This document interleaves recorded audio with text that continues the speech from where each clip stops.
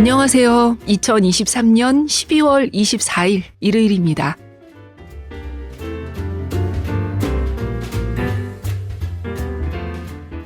북적북적 405회 어서 오세요. 저는 조지연 기자입니다.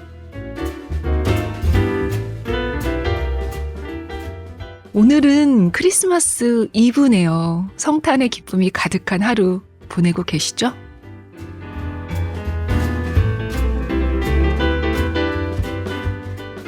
네, 오늘 북적북적은 12월 24일이기도 하고 2023년에 제가 소개하는 마지막 책이기도 해서 좀 남다른 마음이었어요. 한 해를 잘 마무리하고 또 새해를 맞는 우리가 용기와 지혜 그리고 좀 더 너그러운 마음을 가질 수 있는 그런 책을 같이 읽고 싶더라고요. 그래서 제목부터 제가 여러분께 드리고 싶은 말이기도 한 제가 너무나 애정하는 책을 갖고 왔습니다. 고맙습니다 라는 제목의 책이고요. 저자는 올리버 섹스입니다. 올리버 섹스는 신경과 의사이자 작가죠. 뉴욕타임스는 그를 의학계의 개관시인이라고 부르기도 했는데요. 전에 북적북적에서 권 기자가 소개했던 아내를 모자로 착각한 남자라는 책을 비롯해서 뮤지코필리아, 목소리를 보았네, 나는 침대에서 내 다리를 주었다, 깨어남, 온 더 무브, 모든 것은 그 자리에 등등 여러 책을 통해 환자들의 얘기, 또 자신의 얘기로 전 세계 많은 독자들에게 큰 울림을 줬습니다. 이분은 1933년 1월 9일에 태어나서 2015년 8월 30일 뉴욕 맨해튼 자택에서 82세로 세상을 떠났는데요. 고맙습니다는 그가 생애 마지막으로 남긴 글을 모은 책입니다. 올리버 섹스는 2005년에 진단받았던 안구흑색종이라는 희귀암이 2013년에 간으로 전이됐다는 사실을 알게 돼요. 그 생애 마지막 시간을 보내면서 쓴 글 중에서 4편을 묶은 책이 바로 고맙습니다입니다. 영어판은 2015년에 출간됐고 한국어 번역본은 알마 출판사에서 2016년 5월에 나왔어요. 올해로 벌써 7년이 됐으니까 그 사이에 읽으신 분들도 꽤 계시겠죠. 또 이 책이 연말에는 이렇게 카드처럼 예쁜 표지로 리커버가 돼서 나오기도 했었거든요. 서점에서 오며 가며 표지를 보신 분들도 계실 것 같아요. 굉장히 작은 책이에요. 손에 잡히는 느낌이 굉장히 좋고요. 수첩 정도 크기밖에 되지 않습니다. 전체 페이지가 옮기니 말까지 포함해서 62쪽밖에 안 돼요. 그래서 올해 내가 너무 책을 못 읽었는데 하셨더라도 이거 지금 읽으시면 12월에 한 권 완독하시는 겁니다. 그리고 비록 얇고 작은 책이지만 이 안에 담긴 내용은 절대 작지가 않거든요. 저는 매년 이 연말하고 새해가 오버랩되는 이 무렵이면 이 책을 읽곤 했는데요. 그러면서도 북적북적에서 소개할 생각은 못했어요. 왜냐하면 책 분량 자체가 작기 때문에 낭독을 허락받기 어렵지 않을까 싶었거든요. 그런데 이번에 혹시나 해서 문의를 했는데 의외로 흔쾌히 허락해 주셔서 오늘 같이 읽어볼 수 있게 됐습니다. 낭독을 허락해 주신 알마 출판사에 감사드립니다. 이 책에 실린 글이 4편이라고 말씀드렸잖아요. 제목을 먼저 볼게요. 수은, 나의 생애, 나의 주기율표, 안식일, 이렇게 4편입니다. 이 중에서 나의 생애라는 글은 뉴욕타임스에 실렸던 글이기도 한데요. 지금도 뉴욕타임스 홈페이지에서 올리버 섹스, My Own Life 검색하면 읽으실 수가 있습니다. 이 4편 중에서 오늘은 수은이라는 제목의 글 앞부분을 읽어보려고 해요. 수은은 그 수은이에요. 지금 여러분 머리에 떠오르는 위험한 수은. 예전에 수은 온도계에 들어갔던 인체에 유해한 물질이죠. 그런데 글 제목이 수은이라니 어떤 얘기일까요? 힌트를 드리자면 올리버 섹스는 원소 주기율표를 굉장히 사랑한 사람이었습니다.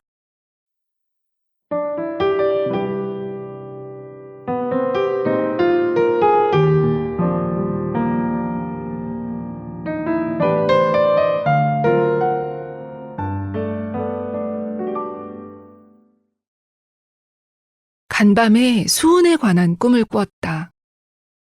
거대하고 반들거리는 수은 덩어리들이 오르락 내리락 하는 꿈이었다. 수은은 80번 원소이고 이 꿈은 오는 화요일에 내가 80살이 된다는 사실을 일깨웠다. 내게 원소와 생일은 늘 하나로 얽혀 있는 것이었다. 어릴 때부터 내가 원자 번호를 처음 알게 됐을 때부터 그랬다. 11살 때 난 나트륨이야 라고 말했고 나트륨은 11번 원소다. 79살인 지금 나는 금이다. 몇 년 전 내가 친구에게 80살 생일 선물로 수은이 든 병을 주었더니 새지도 않고 깨지지도 않는 특수한 병이었다. 친구는 별 희한한 걸 다 준다는 표정을 지었지만 나중에 내게 멋진 편지를 보내 이런 농담을 전했다. 건강을 위해서 매일 아침 조금씩 섭취하고 있다네. 내가 80살이라니 도무지 믿기지 않는다. 가끔은 인생이 이제야 시작될 것 같은 기분이 들지만 이내 사실은 거의 끝나가고 있다는 깨달음이 뒤따른다. 내 어머니는 18 형제자매 중 16번째였다. 나는 어머니의 4 아들 가운데 막내였고 외가에 하고 많은 사촌들 중에서도 거의 막내였다. 고등학교에서도 늘 반에서 가장 어린 축에 들었다. 그래서 나는 내가 항상 제일 어린 사람이라는 기분을 간직한 채로 살았다. 지금은 비록 내가 아는 사람들 중에서 거의 최고로 늙었지만 말이다. 나는 41살에 내가 딱 죽을 줄 알았다. 혼자 산을 오르다가 심하게 추락해서 다리가 부러진 때가 있었다. 나는 스스로 할 수 있는 만큼 다리에 부목을 댄 뒤 팔로 몸을 떠받치면서 꿈지럭꿈지럭 산을 기어 내려가기 시작했다. 이어진 기나긴 시간 동안 내 머릿속에는 온갖 기억이 엄습해왔다. 좋은 기억도 있고 나쁜 기억도 있었지만 대부분 감사하고픈 기억들이었다. 내가 남들로부터 받은 것에 대한 감사, 그리고 내가 조금이라도 돌려줄 수 있었다는 데 대한 감사. 나는 바로 전해에 깨어남을 출간했었다. 80이 다 되어 내과적 질병과 외과적 문제까지 잔뜩 껴안곤 있어도 거동을 못할 만한 불편은 하나도 없는 지금. 나는 살아있어 다행이라는 기분이 든다. 날씨가 완벽한 날에는 가끔 안 죽고 살아있는 게 기뻐 하는 말도 튀어나온다. 이것은 내가 친구에게 전해 들었던 어떤 이야기와는 정반대 상황이다. 친구는 어느 완벽한 봄날 아침 파리에서 사뮤엘 베케트와 함께 걷다가 그에게 이렇게 말했다고 한다. 이런 날이면 살아있어서 기쁘다는 생각이 들지 않습니까? 베케트는 이렇게 대답했다. 그렇게까지는 아닙니다. 나는 많은 것을 경험한 것이 멋진 경험도 끔찍한 경험도 감사하고 책 10여 권을 쓴 것, 친구와 동료와 독자로부터 셀 수 없이 많은 편지를 받은 것, 너세니얼 후손이 말했듯 세상과의 교제를 즐길 수 있었던 것이 그저 감사하다. 아쉬운 점은 너무 많은 시간을 낭비했다는, 그리고 지금도 낭비하고 있다는 사실이다. 80살이 되고서도 20살 때와 마찬가지로 지독하게 수줍음을 탄다는 것도 아쉽다. 모국어 외에는 다른 언어를 할 줄 모른다는 게 아쉽고 응당 그랬어야 했건만 다른 문화들을 좀 더 폭넓게 여행하고 경험하지 않았다는 점도 아쉽다. 이제 삶을 마무리하기 위해 노력해야 한다는 기분이 든다. 삶을 마무리한다는 게 정확히 무슨 뜻이든 말이다. 내가 진료했던 환자들 가운데 90이나 100세가 넘은 몇몇 노인은 나는 충만한 삶을 살았으니 이제 갈 준비가 되었습니다. 라는 식으로 고별을 전하기도 했다. 어떤 사람들에게는 이것이 천국행을 의미한다. 어째선진 몰라도 지옥은 절대 아니고 늘 천국이다.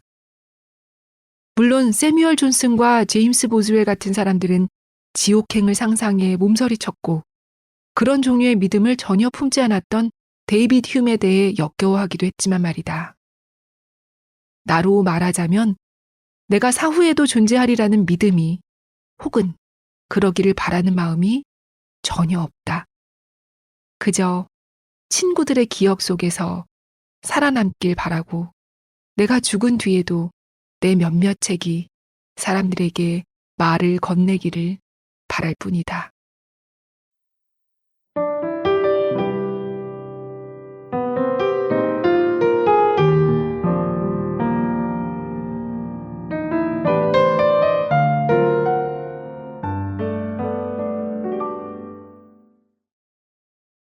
네, 워낙 책이 얇기 때문에 오늘 요만큼만 읽을게요. 지금 들으신 이 글 수우는 나는 80살이 되는 것이 기대된다 라는 문장으로 끝을 맺습니다. 원자 번호 80번이 수은이었군요. 이제 제가 왜 12월 말에 이 책을 같이 읽고 싶어 했는지 여러분도 아실 것 같아요. 이 글을 읽고서 저도 나는 새해 어떤 원소지? 하고 찾아봤었어요. 어떨 땐 이름도 처음 들어보는 낯선 원소일 때도 있지만 그것마저도 굉장히 친근하게 느껴지고 꼭 이 타로점 보는 것처럼 그 원소의 특징에 밀어서 새해 운세를 점쳐보기도 하고 새해 다짐을 해보기도 하고 그랬거든요. 그래서 이번에도 2024년도 찾아봤지요. 내년에 저는 은입니다. 뭔가 금보다도 더 매력적인 것 같아서 흡족한데요. 새해 왠지 기분이 좋습니다. 또 몇 해 전에는 로디움이라는 희토류였는데요. 그때도 그 흔하지 않지만 소중한 원소인 것 같아서 기분이 좋더라고요. 여러분도 궁금하시죠? 이거 듣고 나서 한번 찾아보세요.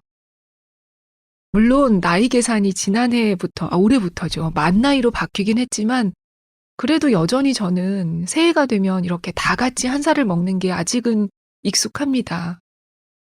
그리고 이 책 덕분에 이렇게 주기율표와 원자번호와 연결해서 생각해 보니까 왠지 더 신나고 좀 기대되기도 하고요. 게다가 나이에 숫자 하나가 더해지는 게 또 한 해를 어쨌든 우리가 무사히 보냈다는 인생의 매듭처럼 느껴져서 싫지만은 않습니다. 어쩌면 저절로 먹는 게 나이 같기도 하지만 우리가 언제까지 내년이라는 걸 맞을 수 있는 건 아니니까요. 이 글 수은의 그 오늘 읽지 않은 뒷부분까지 읽으시면 나이 들고 노쇠해지는 것에 대한 공포가 조금 줄어들기도 하는 것 같아요. 새해를 맞는 용기도 조금 생겨나고요. 수은, 이 글을 읽기 전에 제가 올리버 섹스가 주기율표를 사랑한 사람이었다고 말씀드렸는데요. 이분의 다른 책에 보면 주기율표에 압도됐던 어린 시절의 기억이 나오거든요. 이 모든 것은 그 자리에라는 책에 이런 얘기가 있어요. 어린 시절 어머니가 올리버 섹스를 과학박물관에 종종 데려갔다고 해요. 이 올리버 섹스의 외할아버지도 과학자였는데요. 그런 분위기가 이 집안 전체에 있었나 봐요. 그런데 그 과학박물관 5층에서 주기율표라는 것을 처음 발견한 거죠. 그 당시 주기율표는 그 벽 전체에 직육면체 블록으로 돼 있었다고 해요. 그래서 그 블록 각 한 칸마다 원소 이름이 적혀 있고 그 원소가 상온에서 존재하는 원소일 경우에는 그 안에 그 원소도 실제로 들어 있었다고 해요. 그걸 본 10살의 올리버 섹스는 이것이야말로 우주의 기본이 모여 있는 소우주 같다. 이렇게 느꼈습니다. 아름답다는 느낌에 압도됐다고 해요. 그 압도적인 느낌은 그 후 평생 그를 떠나지 않았다고 합니다. 나의 신념과 삶의 원형은 그 순간 정해졌다. 라고 회고할 정도였으니까요.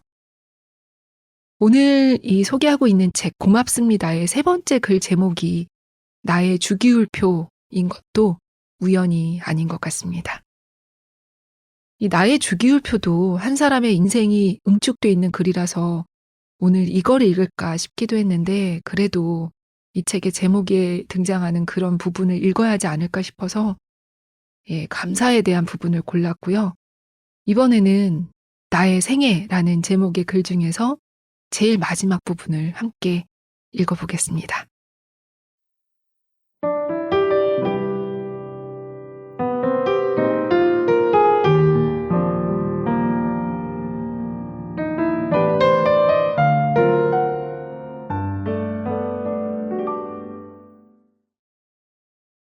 두렵지 않은 척하지는 않겠다. 하지만 내가 무엇보다 강하게 느끼는 감정은 고마움이다. 나는 사랑했고 사랑받았다. 남들에게 많은 것을 받았고 나도 조금쯤은 돌려주었다. 나는 읽고 여행하고 생각하고 썼다. 세상과의 교제를 즐겼다. 특히 작가들과 독자들과의 특별한 교제를 즐겼다. 무엇보다 나는 이 아름다운 행성에서 지각 있는 존재이자 생각하는 동물로 살았다. 그것은 그 자체만으로도 엄청난 특권이자 모험이었다.